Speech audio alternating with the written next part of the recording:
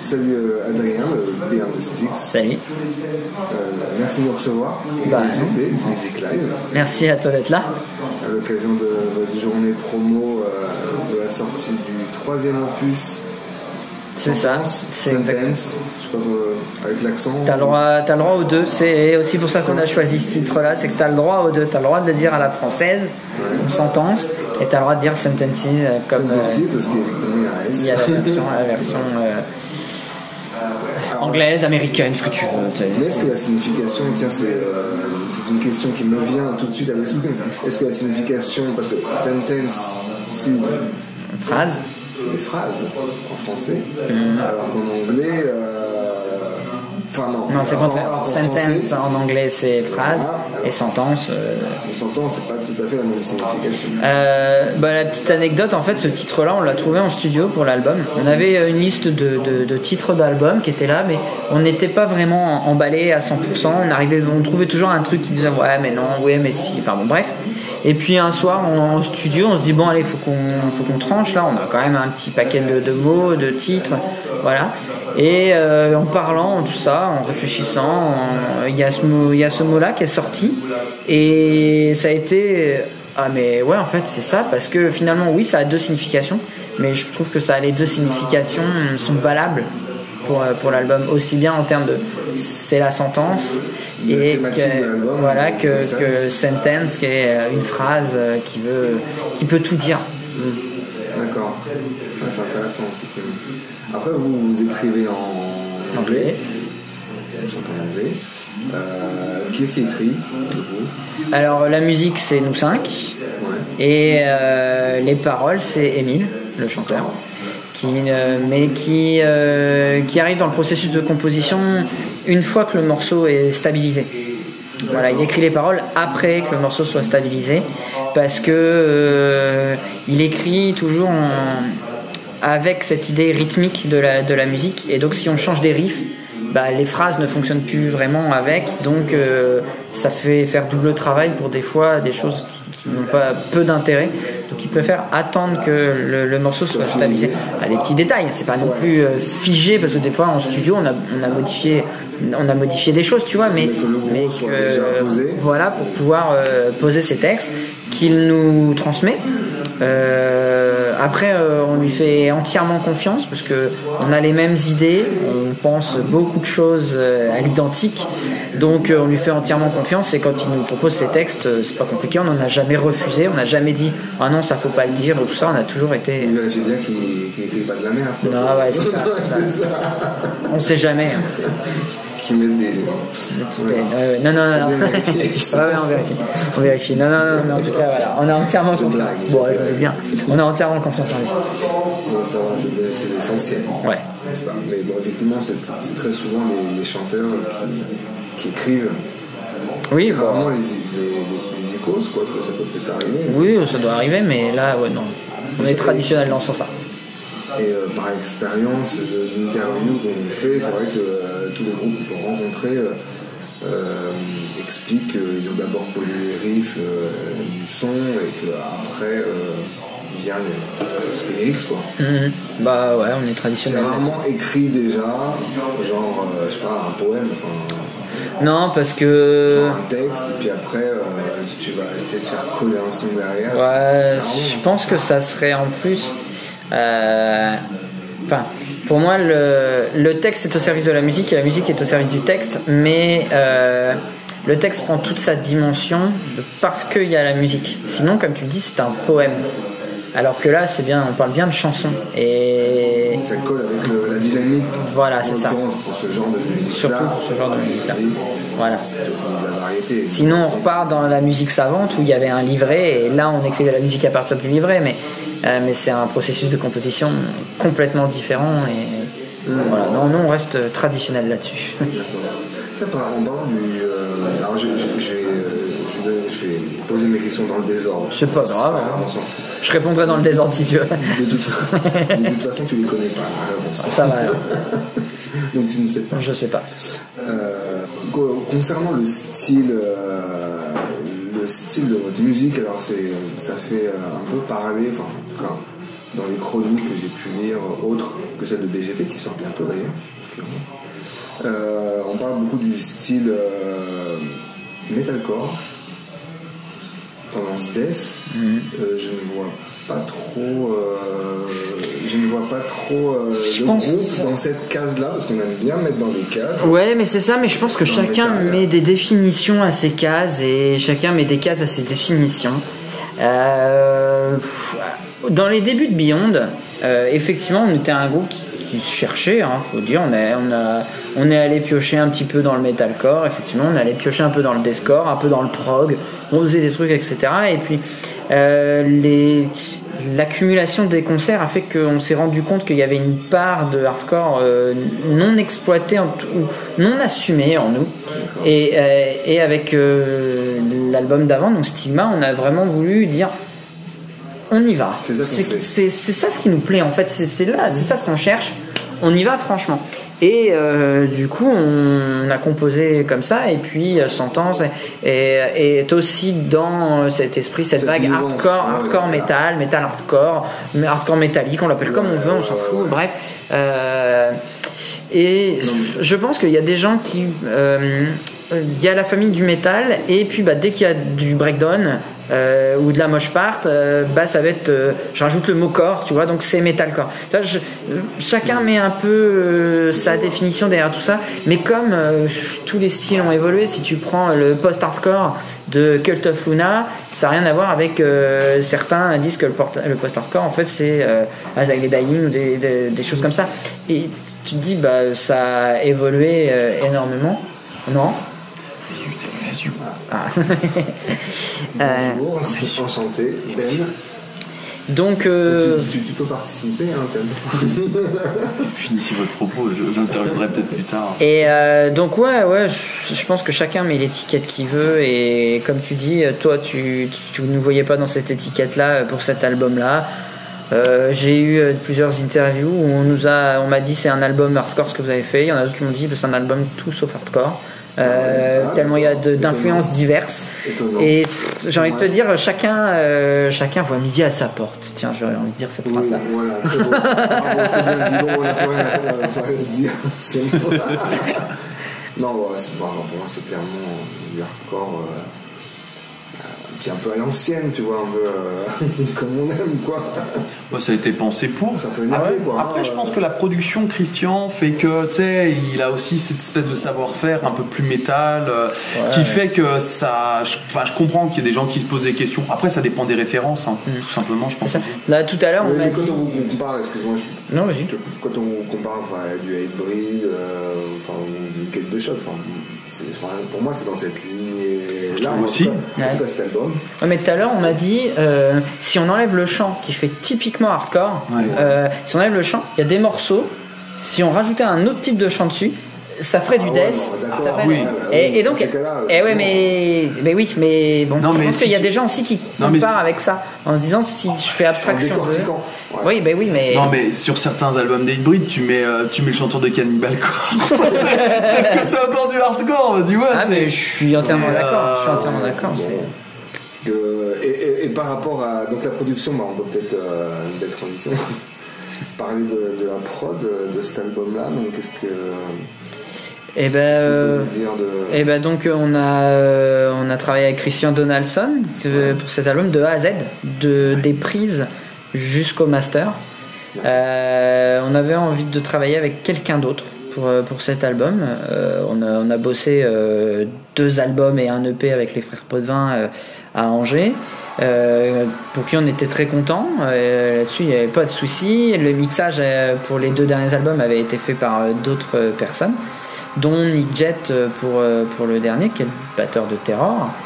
Et là on avait envie de faire autre chose, travailler autrement avec d'autres personnes, se confronter à des choses différentes, un savoir-faire différent. Non pas qu'on critique ou qu'on rechigne à travailler avec des Français, mais on avait envie de voir un petit peu ce qui se faisait ailleurs et sortir d'une zone de confort parce que finalement aller enregistrer chez les frères Potvin, on connaissait, et il y avait une... C'était à domicile. Non mais c'est ça, il y avait un côté de on savait ce qui nous attendait. C'était à la maison, Et donc là il y avait un peu on construit autre chose, on fait un nouvel album, allez on y va à fond. Voilà, et puis on a contacté plusieurs ingés, 3 en tout. Et on a gardé Christian parce que c'est celui qui correspondait à ce qu'on a à tous les critères, et humains et professionnels, et en termes de son, et donc on s'est dit et en termes de budget aussi. Et c'est important, on n'en parle jamais. Mais la musique, c'est aussi de l'argent. C'est vrai que c'est un peu le sujet tabou, ça, la musique des fois. La musique, c'est aussi de l'argent, hein. De toute façon, quand t'es indé, même si on a un label derrière nous, on sort de l'argent, hein. Faut pas. Il n'y a pas de secret, hein. Il n'y a pas de pauvres qui font de la musique à un haut niveau, hein. Non mais c'est ça. C'est vrai, hein. Non mais c'est ça. Ça coûte du fric. Ouais. Et du coup, on a même si les moyens ont été... Oh non, j'en prie. Même si les façons de faire ont évolué et se sont modernisées avec toute la MAO, etc., il y a quand même un coût qui est peut-être plus maîtrisé. On aurait pu faire les prix chez nous, faire mixer ailleurs, comme font plein de trucs, avoir une batterie programmée, avoir une batterie programmée, et puis voilà, tu gagnes de l'argent, tu gagnes du temps, machin. Mais en fait, c'est pas ça ce qu'on cherche, quoi. Nous, on a envie de l'expérience humaine, on a envie de se confronter à. C'est bien beau de savoir faire une batterie programmée, mais après faut la jouer. Ah oui, aussi. Voilà. Et puis, je trouve qu'un album sonne s'il est vrai. Il y a beaucoup d'albums que j'écoute où clairement t'entends que c'est une batterie programmée. Alors je vais pas dire que l'album sonne pas, mais t'entends qu'il y a un truc, tu te dis mais ça me fait chier en fait, quoi. J'ai envie d'entendre de la zik, je suis musicien, j'ai envie d'entendre de la zik, j'ai pas envie d'entendre un ordi.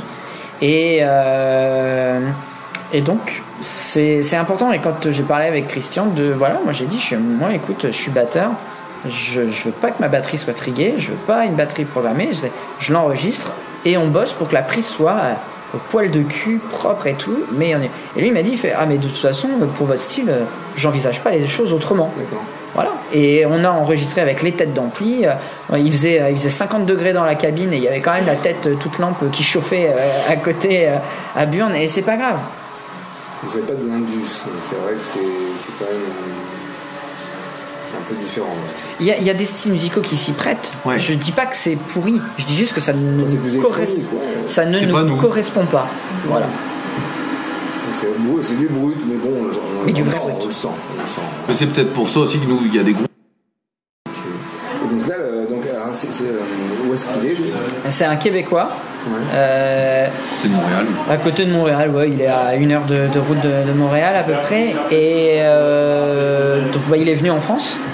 Il est venu. D'accord, c'est que je vais vous poser. Est-ce que vous êtes déplacé là-bas ? En fait, il y avait la possibilité qu'on aille là-bas, mais tu payes 5 billets d'avion supplémentaires. Voilà, de ce qu'il en est. Donc, surtout que la période où on enregistre, c'était juillet. C'est pareil, c'est vacances scolaires, blablabla, machin, donc ça coûte cher. Et quand on lui a proposé est-ce qu'il accepterait de venir en France, il nous a dit mais pas de problème, ça m'est déjà arrivé de venir en Europe, etc.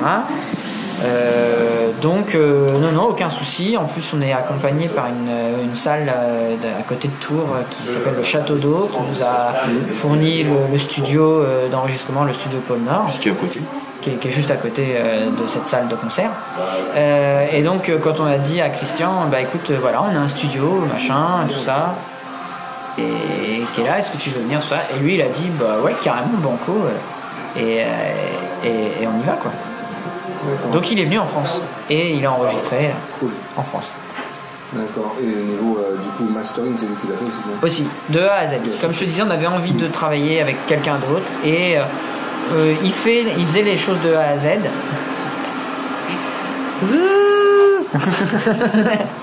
il fait les. C'était des chiottes. Voilà, c'est ça. On peut la chasse de monde. Non. Mais Émile peut péter si tu veux. Je te défile dans l'assiette si tu veux. Merci. Et donc ouais, il fait les choses de A à Z, il fait prise mix master, et donc on lui a demandé et il nous a dit ouais, nous c'est pareil, on a dit bah par contre on veut un master différent du vinyle pour le CD parce que on presse CD, on presse vinyle aussi. Il fait pas de problème, je vous fais deux mixages, deux mastering différents, histoire que ça soit nickel. Il y a vraiment des différences. Ah ouais. Ah bah oui. C'est pas la même. En fait, c'est pas la même dynamique entre le CD qui est numérique et le vinyle qui est analogique. T'as pas la même plage de dynamique. Sur le précédent album, c'est vraiment flagrant. Ah ouais. Avec le même mix. Le support. Mais celui-ci aussi, moi je l'ai pas encore écouté. J'ai reçu les tests presse. Ouais. J'ai reçu les tests presse du vinyle, ça a rien à voir en fait. Enfin, ça a rien à voir. C'est pas que ça a rien à voir, c'est que c'est pas la même sensation musicale. Ah oui. Voilà, c'est la même chose que quand t'écoutes sur CD. Un laser et un sillon, enfin je veux dire. Voilà, c'est ça. Où t'écoutes une cassette audio, t'écoutes en streaming de basse qualité, t'écoutes en streaming de haute qualité, t'écoutes sur YouTube où c'est pourri le son. Enfin, c'est compressé à mort, alors que sur le vinyle t'as pas de compression. Ah, il y a du YouTube HQ aussi, non? Oui, mais je parle de tout ce. Faut payer, non? C'est le premium. Oui, c'est ça, ouais. C'est au moins le vinyle, t'as juste la compression naturelle du morceau, de la plage dynamique qui bouge et qui fait que cette musique, ça la rend vivante, contrairement au numérique qui va juste faire. Voilà, toutes les crêtes sont bien alignées et le son ne bouge pas, quoi. FM. C'est ça. Mais c'est appréciable aussi parce que tu peux entendre ces morceaux-là dans ta bagnole, même si elle fait un bordel monstre à 90, tu peux entendre les morceaux. Ah oui, ça sert à ça. J'allais dire dans une vieille bagnole, parce que maintenant on peut même plus écouter de CD dans les bagnoles. Parce que mais moi ma bagnole elle a 300 000 km et j'ai toujours un autoradio CD dedans. Voilà, c'est ce que du coup j'ai envie d'écouter chez moi sur une chaîne, parce que les CD que je peux recevoir de promo là. Ouais. J'ai sur 2 bagnoles, il n'y en a aucune avec un lecteur. Ce qui est con parce que. C'est quoi en streaming quoi. Ouais. On a encore ici, ça va, c'est Paris, il y a de la diversité à la radio, mais bon, par endroit. Non, mais c'est par Bluetooth mon entier, il faut aussi par CarPlay. Oui, c'est vrai. Et donc d'où les 2 labels différents, j'ai compris. Vous avez 2 labels. Eh ben non, même pas. Oui, c'est vrai. Non, c'est vrai qu'on a 2 labels. En fait, il y a WTF Records qui est notre principal label, qui a pressé, qui a fait le pressage CD, qui nous accompagne sur la promo européenne et la distribution européenne. À côté de ça, lui, il n'avait pas de contact pour la distribution française, puisque lui, il s'occupe de l'Allemagne, la Belgique et la Hollande. Et il n'avait pas de contact parce qu'il ne distribue pas en France. On a travaillé avec Clonosphère depuis des années. J'ai recontacté Guillaume en disant voilà, est-ce que ça vous intéresse, le label hollandais est d'accord, est-ce que ça vous intéresse de nous faire la distribution française pour cet album. Et là Guillaume a dit vas-y, envoie-moi l'album, je l'écoute avant. Il l'a écouté, la semaine suivante il me disait bon tiens, pas de problème, ça me va, te voilà le code barre, machin, et on envoie pour la distribution française. Donc voilà pourquoi il y a les 2 labels. Le vinyle c'est encore différent. Il y a WTF qui a une partie de la production, et l'autre partie de la production c'est notre association qui pour nous soutenir produit la moitié du vinyle. Et voilà. Okay. Donc il y a plein de branches. Et puis pour la branche Asie et cassette, parce que c'est ça, il y a Diorama Records aussi en Indonésie. Ah ouais. Oui. Mais parce que c'est aujourd'hui le monde de la musique, c'est à moins d'avoir une major qui gère tout de A à Z. Pour les groupes indépendants, si tu veux exister sur plusieurs espaces, plusieurs continents, plusieurs pays, et il faut aller piocher à droite à gauche et il faut que tout le monde travaille ensemble. Oui. Mais généralement tous ces petits labels là, petits entre guillemets, peu importe où on met le curseur, mais acceptent ce genre de truc parce que finalement ils ont tout à y gagner en se disant s'il y a des gens qui écoutent ailleurs, moi je m'occupe de ça, il vient pas marcher sur mes plates-bandes, et moi toi tu t'occupes de ça, moi je m'occupe de ça. Chacun chez lui. Et ça marche bien parce que on a envoyé les CD à Season of Mist pour la distribution. Il a été très bien distribué. On a eu ce matin, il y a des gens qui nous ont dit qu'ils l'avaient acheté, ils l'avaient trouvé à la Fnac, à Cultura, etc. Super. Donc ça veut dire que la distribution a été faite, ça a été mis dans les bacs. En Hollande, on le sait que ça a été mis dans les bacs aussi. Donc, au Japon, c'est arrivé. Au Japon, c'est arrivé. J'ai envoyé quelqu'un l'acheter à Tokyo. Oui, on a des fans jusqu'au Japon. Je dis, mais c'est compliqué après d'acheter en France parce que les frais de port sont. Enfin voilà, nous on peut en envoyer même si on les vend. Donc, vous en avez des exemplaires au moins ou pas? Oui, on en a. Mais disons que, enfin, là je vais prendre l'exemple d'un CD 10 €. Moi, les frais d'envoi au Japon.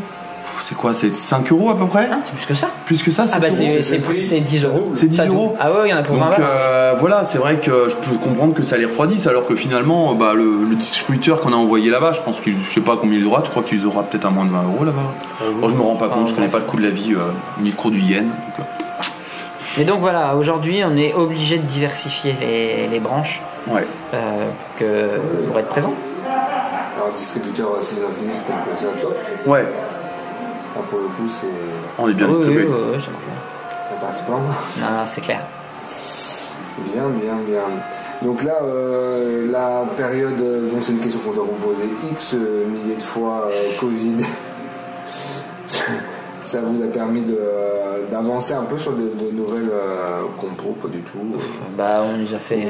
On a fait ce qu'on avait à faire, comme on a pu. Bon, ouais, comme tout le monde, quoi. Comme tout le monde, je sais pas, parce que je pense qu'il y a des groupes que ça. Non, mais quand je dis comme tout le monde, on a fait ce qu'on a pu. Ah oui, c'est ça ce que je veux dire. Oui. Je veux dire, il y a eu de la production quand même. Ouais, mais alors de qualité. Moi, de qualité, ça c'est la question que je me pose, parce que j'entendais tout à l'heure des différentes personnes qui me disaient il y a eu des super albums, des super collaborations pendant le Covid. J'ai pas dû écouter les bons albums, parce que alors moi personnellement. Mais t'écoutes quoi? T'écoutes un peu de tout ou... J'écoute un peu de tout, mais là, en termes de musique plutôt extrême, moi, j'ai pas trouvé que passé 2019, peut-être 2020, parce qu'il y avait des trucs qui étaient déjà enregistrés de 2019, j'ai pas trouvé qu'il y ait eu des albums fabuleux, moi en tout cas, que je retiendrai. Tu te souviens, en interview, on nous posait la question.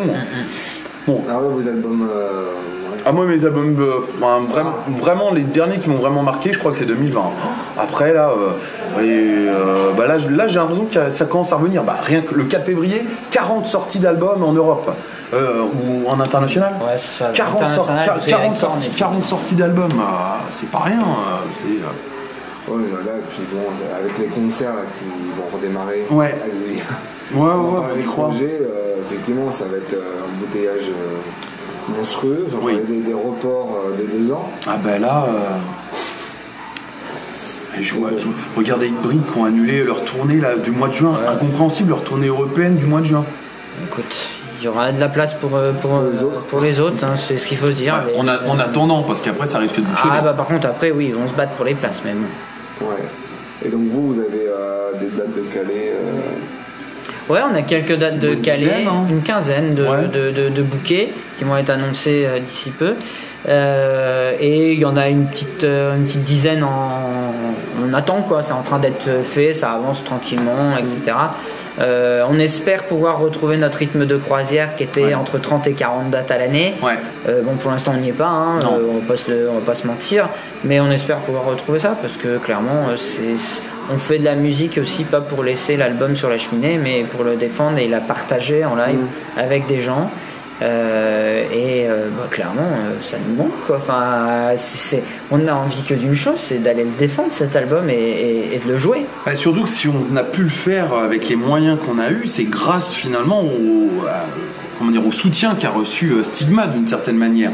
Notre précédent album n'aurait pas aussi bien fonctionné, on n'aurait pas aussi bien tourné, Sentence n'aurait jamais pu naître exactement de la sorte. Donc c'est aussi une manière tout simplement de rappeler au public que c'est grâce à eux qu'aujourd'hui on a ce beau bébé quoi. Vous pouvez continuer comme ça. Ouais, complètement. Parce que vous avez 10 ans, c'est ça Ouais, c'est ça. Un tout petit peu plus. 11 ans. Ouais, ouais, c'est ça. Peut-être qu'on fêtera nos 10 ans un jour. Dans un beau festival type le Fest. La porte est... Enfin voilà, nous la porte est ouverte après... Non, nous on attend derrière la porte. Donc la porte est ouverte dans notre sens. Après, tu leur... Je pense que si c'était le cas, on le saurait déjà. Voilà. Mais des festes, là, vous avez des festes en prévision? Ouais, il y a quelques Mais festes. je pense qu'on jouera, je ne sais pas pourquoi, je pense qu'on jouera sur des plus gros festivals à l'étranger avant de jouer en France. Ouais. Moi, je pense que la France nous boude sur certaines prog qui sont peut-être restés à ce qu'on faisait au début, ou peut-être qui ne savent tout simplement pas qui on est, ou qui ne veulent pas savoir qui on est. On en parlait tout à l'heure, vous êtes peut-être étiqueté d'avant. Peut-être, je sais pas. Corps, je sais rien. Je pense qu'il faut aussi qu'à un moment donné, les gens se mettent à jour. Ils arrivent à mettre à jour leur téléphone. Je vois pas pourquoi ils n'arriveraient pas à mettre à jour à un moment donné leur playlist. Tu sais comme c'est fastidieux de mettre à jour un téléphone. Ouais. Enfin bon, j'ai pas besoin de leur brancher un secteur dans les fesses quand même pour qu'ils se remettent à jour. Enfin, dire à un moment donné, c'est de la bonne volonté. Je pense que là, on passe suffisamment d'endroits et j'ai des retours de petits et de moyens festivals suffisamment bons pour me dire que si eux ils arrivent à savoir, je me dis que j'ai pleinement confiance dans toute la capacité et la qualité de la programmation de différentes scènes des gros festivals pour me dire que s'ils pensaient qu'on valait le coup, ils nous solliciteraient. Oui, ils vous connaissent. Oui, après, c'est pas. Je pense. Tu parlais du Hellfest, etc. De jouer au Hellfest, il n'y a pas de souci, ça serait cool.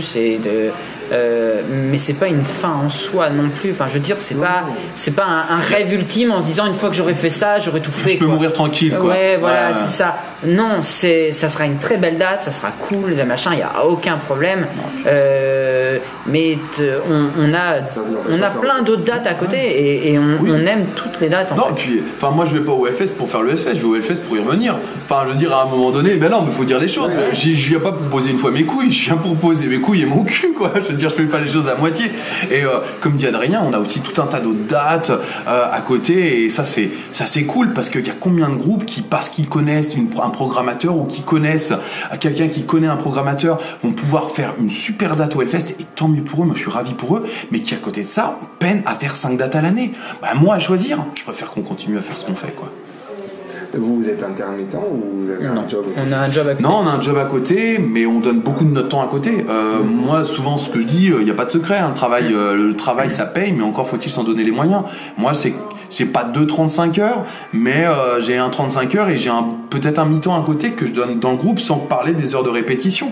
Parce qu'on est auto-produit et qu'on se sort les mains des poches, quoi, c'est tout. On pourrait faire juste de la zik et attendre que ça se passe. On n'ira pas loin. Mais voilà, on fait des ambitions. Voilà, mais non, c'est pas ça. On a envie clairement de défendre notre album, défendre nos positions, ce qu'on a envie de partager, et pour aller jouer ailleurs que dans ton bled, il faut que les gens aussi ils se disent oui, je peux les faire jouer, je sais que je vais avoir un peu de monde, ou je sais que je vais partager quelque chose de cool avec eux, ou tout ça. Si c'est un groupe inconnu, c'est comme ça que ça fonctionne. Voilà, mais nous les premiers, si on a un groupe qui, ça nous arrive, on reçoit des mails, on cherche une date surtout, est-ce que vous voudriez pas jouer avec nous? On vous connaît pas, on sait pas qui vous êtes, on sait pas, vous avez pas machin, vous avez pas de morceaux à nous proposer, non les gars, je suis désolé, mais là dans ces conditions-là, on ne peut rien faire. C'est qu'ils disons qu'il faut séduire un programmateur pour pouvoir séduire une scène locale, et qu'à un moment donné, on sait tous très bien que si les programmateurs ne se sentent pas séduits, ça va être difficile de séduire un potentiel public, parce que c'est rentable financièrement. Le problème en fait qu'il y a, c'est que moi très sincèrement, plus ça va, plus je me demande si finalement c'est vrai que c'est pas l'accumulation on a les supermarchés, on a les super festivals, et j'ai vraiment l'impression qu'à l'heure actuelle ce qui marche le plus, moi je trouve que ça a pas de saveur, parce que sincèrement aller au super festival, on va pas super se croiser en fait, on va juste super s'éviter tout simplement, mais il y a plein de noms, il y a plein d'étoiles, et donc il y a plein de papillons parce qu'il y a plein de lumière tout simplement. Mais ce que je veux dire par là, c'est que les petits festivals c'est difficile pour eux. Oui, on voit un groupe, c'est un groupe qui a 500 000 vues, oui d'accord, ok, mais toi t'es quoi? Tu es une petite ville, tu vas ramener quoi? Tu vas ramener peut-être 150 km à la ronde, et 150 km à la ronde, c'est que tu vas toucher combien de personnes? Peut-être 50 personnes. C'est pas parce que le groupe il vaut 5 000 ou 10 000 euros et qu'il a 500 000 vues ou que c'est un super gros nom, il faut penser les choses beaucoup plus largement. Les gens, je sais pas d'accord avec toi, les gens se déplacent. Ça dépend pour qui. Tu vois, l'été dernier, pour le Fest 666, là, dans un bled marrant, ouais. Putain, c'était blindé. Des pures têtes d'affiche. Moi, si j'étais par contre plus, comment dire... Ils ont assuré sur ce coup-là. Si j'étais plus sceptique, quand même, je me demanderais combien ils ont perdu. Comment on explique qu'un festival disparaisse ? Ouais. Ben non, mais s'il y avait super du monde, il n'y avait aucun festival. C'était que ce festival qui existait. Avec des super têtes d'affiche. Mais ça a coûté du pognon. Massisteria, c'est Massisteria. Les cachets, c'est pas 500 balles. Voilà. J'espère que leur bar a bien fonctionné. Et je crois que les tarifs étaient pas très chers aussi aux entrées. Ce que je veux dire. Pour le festivalier, en tout cas, c'était. Ah, mais moi, j'en ai entendu que du bien. Mais ce que je veux dire, c'est que si le festival a disparu. Alors que je crois que ça s'est bien passé en plus là-bas en termes de regard. Si le festival a disparu, voilà, j'ai lu le communiqué. Mon côté sceptique et mon côté aussi organisateur me dit, on peut peut-être, on a le droit en tout cas de se poser les questions. Mais oui, t'as raison, les gens se déplacent, mais il y a des groupes, on sait, des groupes français qui ramènent de loin, et c'est normal, heureusement. Partout en France, il y avait du monde là-bas, charmant, c'était fou. Je parlais plus des groupes internationaux là sur une programmation. Oui, je veux dire franco-français, parce que vous pouvez pas faire autrement. Parce que tu programmes Madball à Nantes, tu vas faire sold out. Par contre, tu programmes Madball, à Limoges, je sais pas si ça sera sold out. Parce qu'on a aussi des endroits qui sont devenus plus ou moins des déserts culturels. Non pas qu'il n'y a plus personne qui aime, à 200 km à la ronde, il n'y a plus personne qui aime le hardcore, mais tu as tellement plus l'habitude d'en voir que, hormis les aficionados, les curieux et tout ça, et le bouche-oreille, ça se fait beaucoup moins. Parce que c'est une transmission. Et le hardcore en est bien la preuve, c'est qu'à un moment donné, ça se transmet aussi. Et voilà, moi il y a des groupes comme ça, je sais pas. Alors, je vais faire un peu de promotion moi aussi. Est-ce que vous avez entendu parler? Donc là, on est en train de lancer un plateau hardcore à Paris pour le mois de mars avec l'association Stay in the Pit qui est notre association BGP Music Live en lien, et donc on monte notre première vraie date, grosse date sur Paris le 26 mars. On aurait pu vous faire jouer d'ailleurs. Il y a Primolage, Forest in Blood, un groupe italien dont on m'échappe, voilà, et Cole, qui est un groupe du 95, d'accord, dont Lolo du bar d'Atomique, je sais pas si ça vous parle, c'est un bar concert.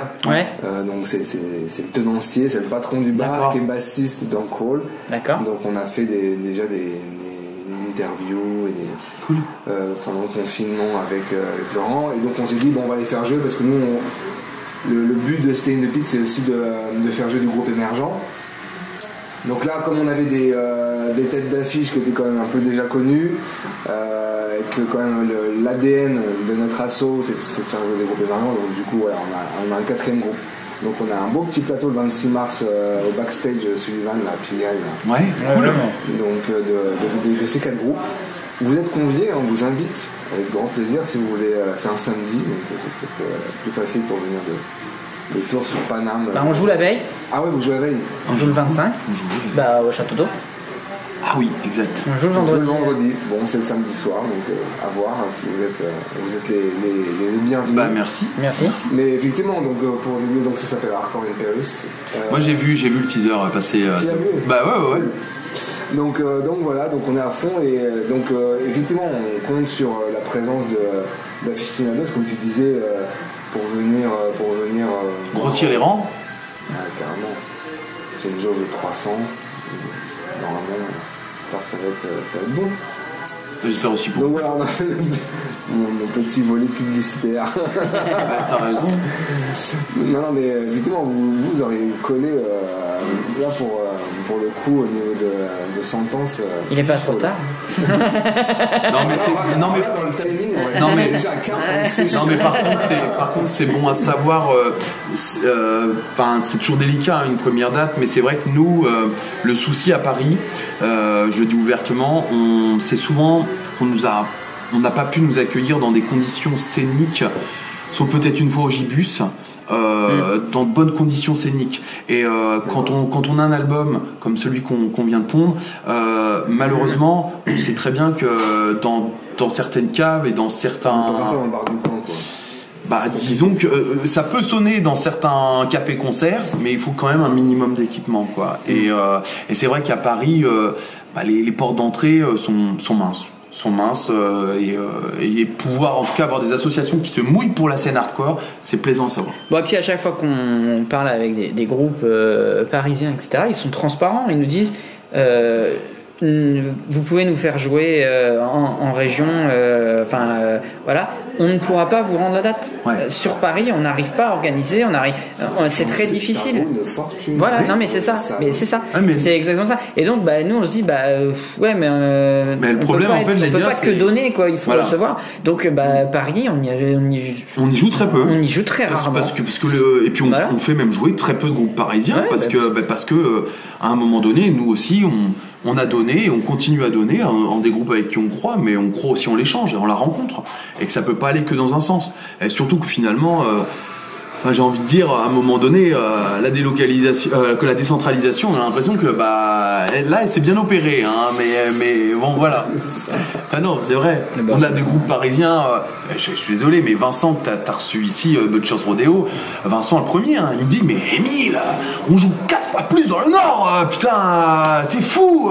Il pouvait me dire ça avec un accent foufou là. Mais oui, mais nous, Paris, on n'y joue quasiment jamais, quoi. Sauf quand on a une grosse date, un gros plateau, où on nous propose d'ouvrir. Mais sinon, c'est trop cher, quoi. Attends, le Trabendo, on avait regardé pour faire sur le bateau, là. Le bateau phare? Non, pas le bateau phare, à côté, le petit bain. Ah oui. 3000 boules. C'est vrai, quoi. Ah ouais, putain, mais tu m'étonnes que les prix des entrées, les défraiements. C'est en même temps quand tu vois le prix du chipus. Excuse-moi, hein, je parle un peu là on parle en off parce que non mais c'est vrai, c'est qu'on sait qu'il y a des lieux comme ça là en province qui seraient bien moins chers après par rapport à la population que tu peux ramener, le public. Oui, c'est vrai. Quand c'est bien promu, oui, c'est parce que moi Paris me le prouve, hein. Enfin sincèrement, quand j'étais venu voir je sais plus, c'était la dernière date de Despite Icon, on cause trop. C'était avec Azeburn, je sais plus dans quelle petite salle c'était, c'était plein, quoi. On va s'arrêter là parce qu'on a débordé sur le temps. Merci à vous les gars. Merci à toi. À très bientôt. À bientôt. Salut.